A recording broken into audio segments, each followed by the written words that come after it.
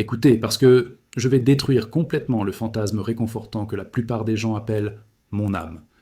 Cette idée enfantine d'une petite étincelle immortelle créée il y a quelques décennies qui flottera jusqu'au ciel lorsque le corps mourra, s'ils se sont bien comportés, ou ira en enfer s'ils ont été mauvais, et révéler une vérité si vaste et si ancienne que l'esprit commun n'a littéralement aucune catégorie à traiter. Ce qu'ils sont réellement n'est pas une entité qui a une âme, mais une âme en soi qui revêt temporairement une personnalité comme un acteur met un masque pour une pièce de théâtre, et cette âme n'a pas des décennies, mais des éons d'existence à travers des formes si nombreuses et variées qu'elle, s'il pouvait se souvenir de tous, il deviendrait fou sous le poids de la mémoire accumulée au cours de millions d'années d'expérience sur des planètes et des dimensions dont la science moderne ne soupçonne même pas l'existence. Je suis Elena Blavatsky, et j'exposerai ce que l'investigation occulte directe révèle lorsque la perception est développée au-delà des limites des sens physiques. L'âme que vous pensez être la vôtre vous possède, en réalité, plutôt que d'être possédée par vous, est bien plus ancienne que l'histoire enregistrée de l'humanité, porte les cicatrices et la sagesse des catastrophes planétaires et des civilisations perdues que la géologie conventionnelle ne découvrira jamais, et a un programme évolutif qui transcende complètement les désirs et les plans de personnalité, qui imaginent qu'ils sont aux commandes, mais qui n'est qu'une marionnette dansant pendant que l'âme tire les ficelles. Des intuitions, des impulsions irrationnelles et des coïncidences qui semblent aléatoires, mais sont précisément orchestrées pour forcer la confrontation à des leçons que la personnalité préférerait éviter indéfiniment. Lorsque je dis que l'âme est plus ancienne et plus puissante que vous ne l'imaginez, je n'utilise pas de métaphore poétique, mais je souligne un fait vérifiable qui pourrait vous choquer. Alors que la personnalité que vous connaissez sous le nom de « je » n'a de souvenir que depuis la naissance de ce corps, il y a quelques années ou décennies, l'âme que vous êtes réellement était déjà là lorsque les dinosaures parcoururent la Terre, à naviguer à travers l'ascension et la chute de continents, entiers qui se trouvent aujourd'hui sous les océans, à habiter des corps dans des civilisations si avancées que la technologie actuelle semblerait primitive dans comparaison, et est déjà mort de toutes les manières possibles. Noyades, incendies, maladies, violences, vieillesse, si souvent que la mort n'est plus un mystère terrifiant, mais une transition familière, comme le passage de vêtements usés à des vêtements neufs. Et surtout, il ne s'agit pas de vies antérieures dans le sens d'être séparés et déconnectés, mais de chapitres continus d'un récit unique où la même conscience qui regarde à travers vos yeux a maintenant regardé à travers d'innombrables paires d'yeux dans d'innombrables corps, à travers des éons si vastes que l'esprit linéaire ne peut pas concevoir la durée. Permettez-moi de commencer par la reconnaissance dévastatrice que la plupart des gens évitent désespérément. Vous n'êtes pas la personne que vous pensez être. Hansel, Gretel, avec une histoire spécifique depuis la naissance, avec des caractéristiques particulières, avec des projets pour l'avenir. Ce n'est que le dernier masque que porte votre âme, le dernier rôle que vous jouez. Et lorsque cette vie se terminera, vous serez rejeté aussi complètement que vous avez rejeté les identités de toutes les vies antérieures que vous avez déjà oubliées. Ce qui reste à travers tous les changements n'est pas la personnalité, mais un fil de conscience, qui relie toutes les incarnations dans une continuité qui transcende la mémoire photographique d'événements spécifiques, mais préserve l'essence de chaque expérience en tant qu'impression profonde, façonnant qui ils sont maintenant sans qu'ils s'en rendent compte. Et ceci n'est pas une théorie abstraite, mais peut être vérifiée par une observation honnête. Les talents qui se manifestent sans formation adéquate dans cette vie sont des capacités développées si profondément dans des incarnations précédentes qu'elles émergent spontanément lorsque le nouveau corps en est capable. L'enfant prodige en musique n'est pas un don de Dieu, mais accède à une maîtrise cultivée au cours de décennies ou de siècles de pratique dans des vies dont il ne se souvient pas consciemment.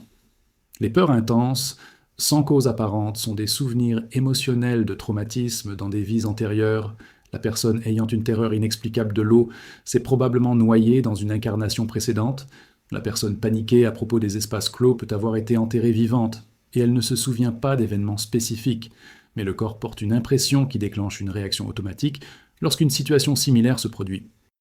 Et les schémas qui se répètent de manière compulsive tout au long de la vie, attirant toujours le même type de relations destructrices, sabotant toujours le succès lorsqu'il est proche, réagissant toujours avec une colère disproportionnée à certains déclencheurs, ne sont pas seulement le résultat d'un conditionnement infantile, mais sont des sillons karmiques si profonds, de répétition à travers de multiples vies, qu'ils fonctionnent automatiquement jusqu'à ce que la conscience devienne suffisamment forte pour reconnaître un modèle et choisir différemment, plutôt que d'être emportée par l'élan d'habitude millénaire, de la véritable constitution de l'âme que les religions ont simplifiée en un seul concept, mais qui est en réalité une hiérarchie complexe de véhicules, opérant dans de multiples dimensions simultanément. Ce qu'ils appellent négligemment âme est en réalité un composite de couches. Il y a un corps physique dense que tout le monde voit, il y a un corps éthérique ou vital, fait d'énergie subtile, qui anime le physique et que les clairvoyants perçoivent comme une aura. Il y a un corps astral ou émotionnel qui est le siège des désirs et des passions opérant dans une dimension onirique et qui survit temporairement à la mort physique. Il y a un mental inférieur qui traite les données sensorielles et les raisons basées sur l'expérience matérielle. Et puis, il y a un saut qualitatif vers des principes supérieurs qui constituent une véritable âme immortelle. Manas supérieur, ou esprit abstrait, qui pense à l'universel et qui permet la philosophie et la compréhension des lois, transcendant les particuliers, buddhi ou intuition spirituelle qui perçoit l'unité directement sans avoir besoin de raisonner, et Atma, ou étincelle divine, qui est le point où l'individualité touche l'absolu universel. Il est crucial pour comprendre la nature de l'âme de reconnaître que les 4 premiers principes, physique, éthérique, astral et mental inférieur, sont temporaires et spécifiques à cette incarnation, se dissolvant complètement après la mort, lorsque l'énergie qui les maintenait ensemble est supprimée, tandis que les 3 derniers constituent une individualité permanente qui se réincarne vie après vie, en accumulant des expériences mais en restant dans la continuité à travers tous les changements de forme. Par conséquent, lorsqu'il demande « Qu'arrive-t-il à l'âme après la mort ?» la réponse dépend entièrement de la couche à laquelle il se réfère. S'il s'agit de la personnalité inférieure, elle se dissout comme de la fumée. S'il s'agit d'une individualité supérieure, elle continue dans des dimensions subtiles à traiter les expériences de vie qui se sont terminées avant de finalement se réincarner lorsque l'envie de nouvelles expériences devient irrésistible. Parlons maintenant de l'origine de l'âme individuelle et de sa relation avec l'absolu, que la théologie conventionnelle déforme en un mythe de la création, mais que la théosophie comprend comme une émanation à travers des cycles cosmiques si vastes que des milliards d'années ne sont qu'un clin d'œil. Au début du grand cycle évolutif, ou Manvantara, il n'y a pas d'âmes individuelles, mais il y a seulement l'absolu non manifesté, un océan de conscience sans vague, une pure potentialité sans actualisation. Puis, à travers la pulsation rythmique qu'est la respiration du cosmos, l'absolu commence à se manifester comme multiplicité sans perdre l'unité essentielle, d'abord comme logos cosmique gouvernant les systèmes solaires, puis comme hiérarchie spirituelle de plus en plus différenciée, et finalement comme étincelles individuelles de conscience qui sont des âmes dans un état plus primitif.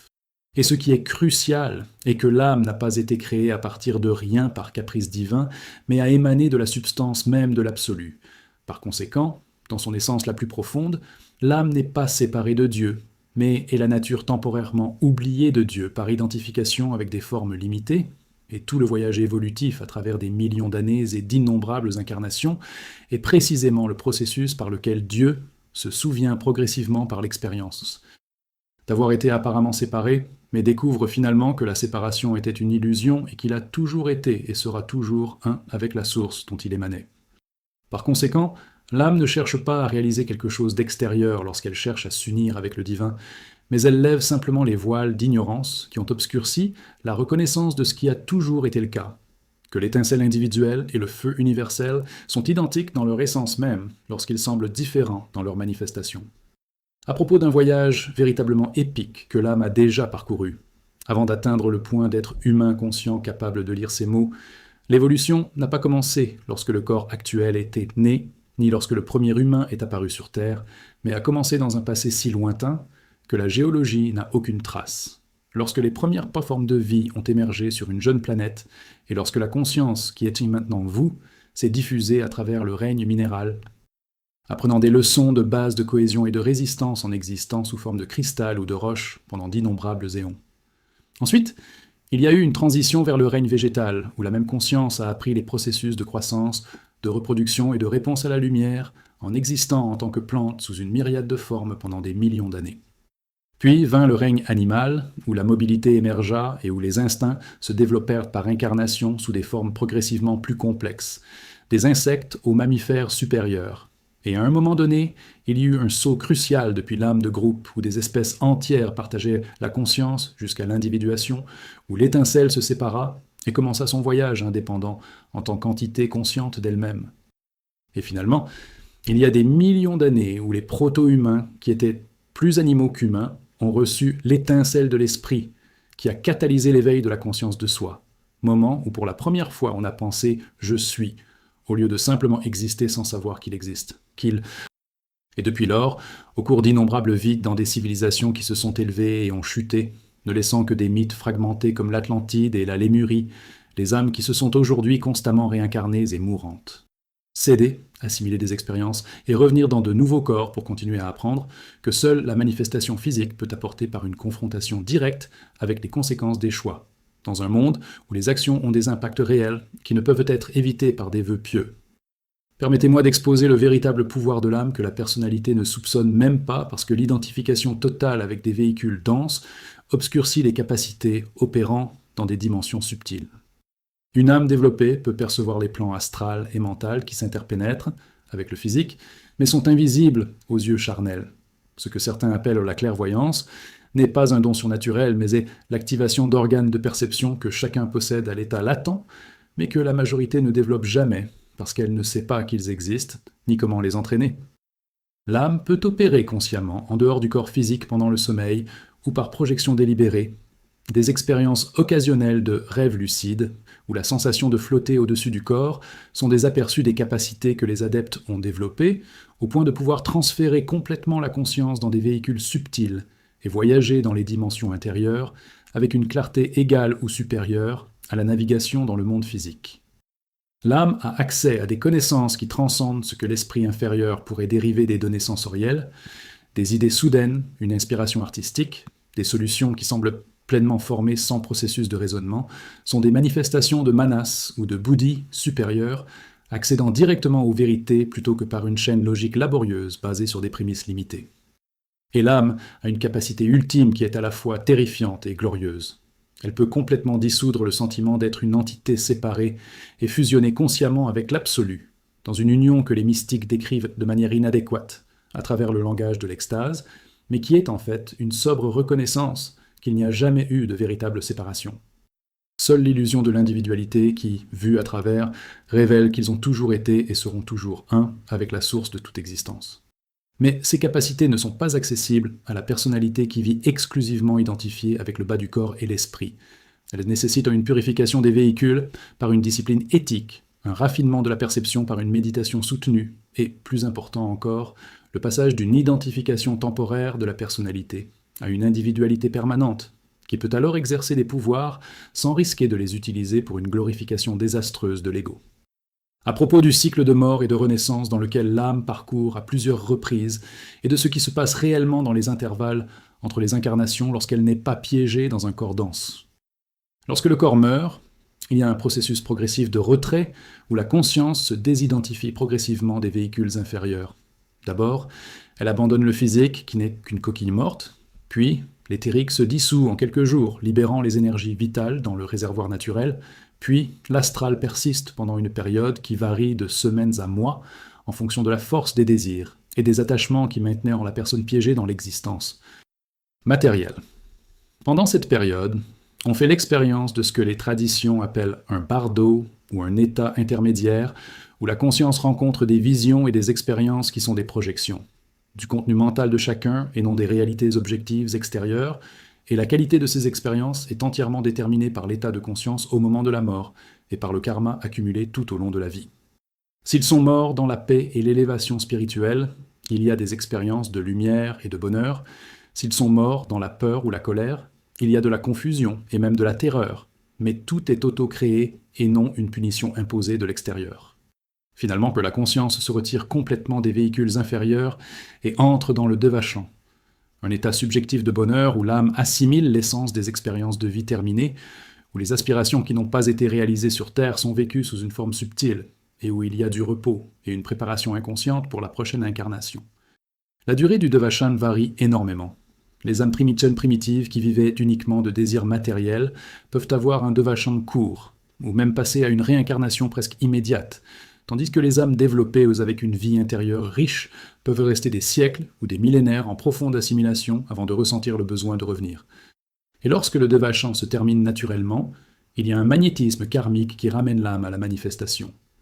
Les tendances non résolues des vies antérieures créent une attirance vers des conditions spécifiques de la famille, du corps et des circonstances qui offriront exactement les expériences nécessaires au fonctionnement des modèles, non aléatoires ni contrôlés par une volonté consciente, mais déterminés par la loi de l'affinité où le karma recherche les conditions appropriées pour mûrir, tout comme une graine cherche un sol approprié pour germer. Parlons maintenant du véritable pouvoir de l'âme que les religions ont obscurci en enseignant la dépendance au salut extérieur plutôt que le développement du potentiel interne. L'âme n'est pas une victime impuissante, attendant la grâce arbitraire de Dieu, et distant mais co-créateur du destin à travers chaque pensée, parole et action qui sème des graines karmiques déterminant les expériences futures, avec une précision mathématique. Lorsque vous comprenez cela viscéralement plutôt qu'intellectuellement, vous réalisez que vous avez un pouvoir énorme, non pas sur les circonstances extérieures, qui sont le résultat de la maturation du karma passé, mais sur la façon dont vous réagissez aux circonstances, et donc sur ce que vous créez pour l'avenir à travers chaque choix présent. Ils naissent dans la pauvreté à cause du karma de vies antérieures, et ne peuvent pas changer cela rétroactivement, mais ils peuvent choisir de répondre avec amertume, en créant un karma plus négatif, ou avec détermination et générosité, en créant un karma qui transformera les circonstances futures. Ils font l'expérience de la trahison et ne peuvent pas effacer la douleur, mais ils peuvent choisir de réagir par la vengeance perpétuant le cycle ou par le pardon, brisant le schéma karmique qui, autrement, se poursuivrait tout au long de plusieurs vies. Ils sont confrontés à la maladie et ne peuvent pas simplement souhaiter la santé, mais ils peuvent utiliser leur expérience pour développer de la compassion pour tous ceux qui souffrent et remettre en question l'identification au corps que la maladie les oblige à reconnaître comme temporaire.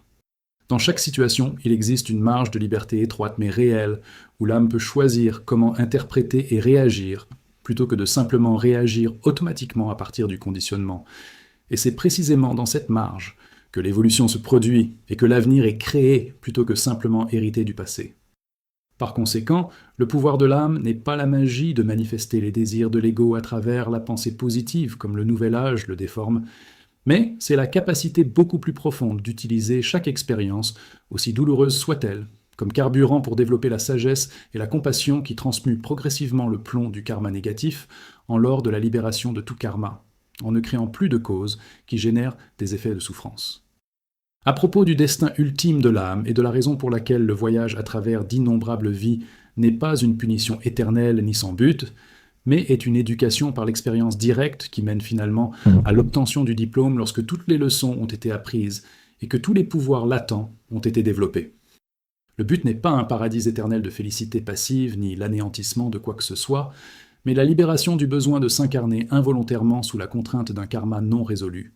Lorsque cela est atteint grâce à un caractère complètement purifié, des capacités spirituelles pleinement développées et la dissolution de tous les attachements et aversions qui ont créé le magnétisme pour la forme matérielle, alors l'âme atteint ce que les traditions appellent, par divers noms tels que nirvana, moksha ou adeptship. Et dans cet état, il n'y a plus de retour forcé à l'incarnation, mais il y a la liberté de choisir consciemment les prochaines étapes. Certains choisissent de revenir volontairement pour servir l'évolution de l'humanité en tant que maître ou bodhisattva, d'autres progressent complètement vers des dimensions d'existence qui transcendent la forme physique, et que l'esprit humain actuel ne peut pas concevoir de manière adéquate. Et au-delà même de ce niveau, il existe des étapes encore plus élevées, où l'individualité elle-même finit par se dissoudre, non pas dans l'extinction, mais dans une expansion infinie, où la goutte reconnaît qu'elle a toujours été un océan, et fusionne à nouveau dans l'unité absolue, après avoir complété tout le cycle d'émanation dans la multiplicité, et est revenue à l'unité, portant la richesse de toutes les expériences que la séparation apparente a permises. Mais tout cela se situe dans un futur qui peut être éloigné de millions d'années pour les âmes encore au premier stade de l'évolution humaine. Le travail immédiat ne consiste pas à fantasmer sur des états exaltés, mais à utiliser la vie présente pour développer le caractère par l'éthique, élargir la conscience par la méditation et servir l'évolution des autres par la compassion dans l'action, plutôt que de gaspiller de précieuses opportunités d'incarnation humaine en recherchant seulement des gratifications temporaires qui ne survivront pas à la mort et qui ne contribueront en rien au développement réel de l'âme. Et le dernier mot sur la transformation radicale qui se produit lorsque la vérité sur l'âme pénètre, non pas comme une croyance intéressante, mais comme une connaissance vécue qui change tout. La peur de la mort se dissout lorsqu'ils reconnaissent que ce qu'ils sont réellement est déjà mort des milliers de fois, et à toujours continuer parce que la mort n'est qu'une transition de véhicule et non une extinction de conscience. Le besoin névrotique d'approbation extérieure diminue lorsqu'ils comprennent qu'ils sont une âme ancienne qui a été roi et mendiant, sage et insensé, homme et femme au cours d'innombrables vies, de sorte que l'opinion de quiconque basée sur le rôle temporaire qu'il joue n'a plus d'importance par rapport au vaste voyage qu'il traverse. L'anxiété face à l'avenir est soulagée lorsqu'ils reconnaissent qu'ils ont l'éternité pour tout apprendre et tout expérimenter. Il n'y a donc pas de ruée névrotique ni de possibilité réelle de gâcher la vie. Car même une vie apparemment gâchée enseigne des leçons qui finiront par servir l'évolution, même si douloureusement. Et plus important encore, le sentiment d'isolement et de séparation qui est à l'origine de tant de souffrances psychologiques se dissout lorsqu'il est réel. Comprendre que la même âme qui regarde à travers leurs yeux a déjà regardé à travers les yeux d'innombrables autres dans des incarnations passées, et regardera à travers d'innombrables autres dans le futur. Par conséquent, la division entre soi et les autres est temporaire et superficielle, tandis que l'unité au niveau de l'âme est permanente et profonde. Et lorsqu'ils agissent en reconnaissant cette unité au lieu de l'illusion de la séparation, la vie entière se transforme d'une compétition à somme nulle, où le gain de chacun est la perte d'un autre, à la participation à l'évolution collective, où le développement de chacun profite à tous, parce que tout le monde est la même conscience se manifestant, à travers de multiples formes. Comprenez également que la connaissance de la vraie nature de l'âme s'accompagne d'une responsabilité proportionnelle. Plus vous en savez sur l'immensité et la puissance de ce que vous êtes réellement, plus vous devenez responsable d'utiliser la vie consciemment plutôt que de la gaspiller dans l'inconscience, ce qui serait peut-être excusable pour une âme jeune, mais inacceptable pour une âme qui a vécu assez longtemps pour mieux savoir. Si vous reconnaissez que vous êtes une vieille âme dotée d'énormes capacités latentes, alors vous avez l'obligation de développer ces capacités par une pratique dédiée plutôt que de leur permettre de rester en sommeil tout en vivant exclusivement identifiés avec une personnalité limitée. S'ils comprennent qu'ils sèment des graines karmiques à travers chaque action qui germeront inévitablement sous forme d'expériences futures, alors ils ont la responsabilité d'agir consciemment et éthiquement plutôt que de simplement suivre de manière réactive des impulsions du moment sans considérer les conséquences à long terme. Si vous savez que le but de votre âme est de se développer finalement en union avec le divin, alors vous avez le devoir d'utiliser chaque incarnation pour avancer vers ce but, en cultivant la sagesse et la compassion, plutôt que de simplement rechercher la satisfaction de désirs temporaires qui ne servent pas une véritable évolution. Et surtout, cette responsabilité n'est pas un lourd fardeau mais une libération, car lorsque l'on vit en harmonie avec la véritable nature de son âme et son objectif, il y a une paix et une satisfaction que le succès mondain ne pourra jamais procurer. Tandis que lorsque l'on vit à contre-courant de sa nature profonde, il existe des frictions et un vide constant qu'aucune réalisation extérieure ne peut combler. À propos de l'erreur catastrophique, consistant à utiliser la connaissance de l'âme pour éviter la responsabilité actuelle, en rejetant tout sur le karma des vies passées ou en supposant qu'un avenir lointain prendra soin de lui-même. Certains, lorsqu'ils découvrent plusieurs vies, l'interprètent comme « donc peu importe ce que je fais maintenant parce que j'ai des chances futures infinies de bien faire les choses ». Mais cela inverse complètement la logique karmique parce que chaque vie gaspillée crée un karma gaspillé qui se manifestera comme des circonstances encore plus limitées dans la prochaine vie, jusqu'à ce qu'ils soient finalement forcés, par d'intenses souffrances, d'assumer des responsabilités qu'ils auraient pu volontairement assumer auparavant. D'autres utilisent le vieux concept de l'âme pour créer une arrogance spirituelle, en supposant que parce qu'ils ont vécu longtemps, ils sont supérieurs aux jeunes âmes. Mais cela oublie que le développement n'est pas linéaire, et qu'une âme qui semble avancer peut maintenant régresser par des choix insensés, tandis qu'une âme qui semble primitive peut faire des sauts soudains dans le dévouement, et que de toute façon, le jugement basé sur les apparences est toujours erroné, parce qu'ils n'ont pas accès au karma complet ou à la trajectoire totale d'une âme, y compris la leur. Par conséquent, la connaissance de la nature de l'âme doit générer de l'humilité et non de l'arrogance, un sentiment d'urgence sacrée et non de complaisance, et une compassion universelle et non un jugement qui divise. Car lorsque vous comprenez vraiment l'immensité du voyage que chaque âme parcourt, vous réalisez que chacun fait de son mieux compte tenu de ses limites de développement actuelles, et que critiquer les autres pour être à un stade que vous avez déjà transcendé est aussi absurde qu'un adulte ridiculisant un enfant parce qu'il ne sait pas ce qu'un adulte sait seulement en ayant vécu plus longtemps.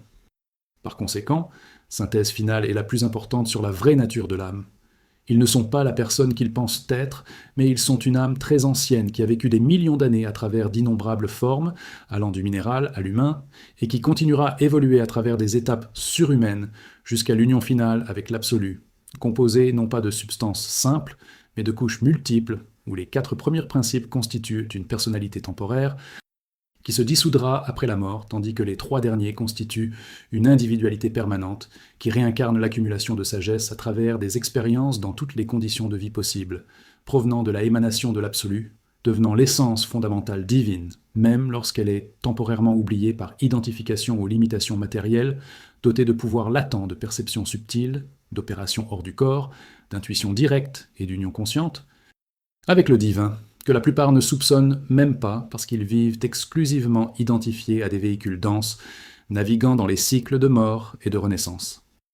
Où, après chaque vie, il y a une période d'assimilation au devachant, suivie d'un retour déterminé par le karma, qui attire magnétiquement l'âme vers des conditions offrant des expériences nécessaires pour poursuivre l'évolution,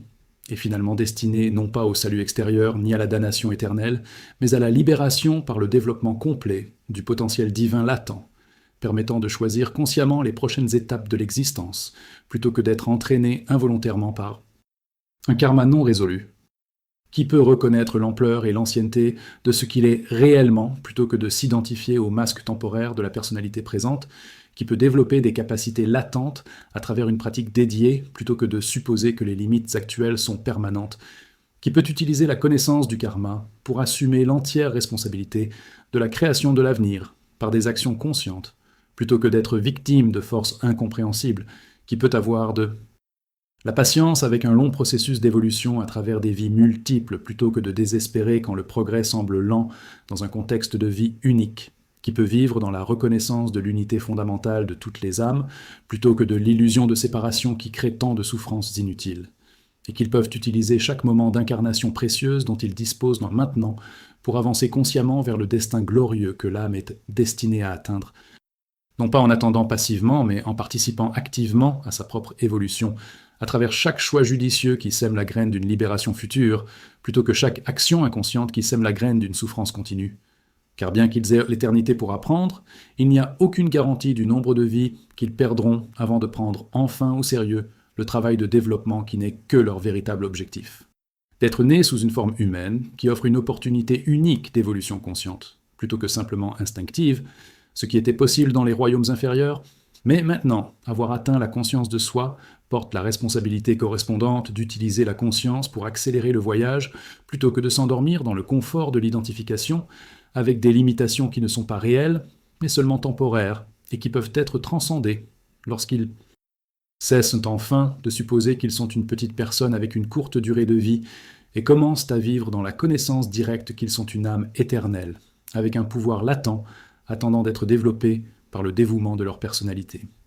Résistent, mais dont l'individualité sait qu'elle est absolument nécessaire pour accomplir le destin qu'ils ont apporté des âges passés et qu'ils poursuivront à travers les âges futurs, jusqu'à ce que le travail soit terminé et que le retour à la maison soit finalement réalisé. Non pas comme un lieu, mais comme un état d'être, où la séparation apparente se dissout dans l'unité qui a toujours été le cas,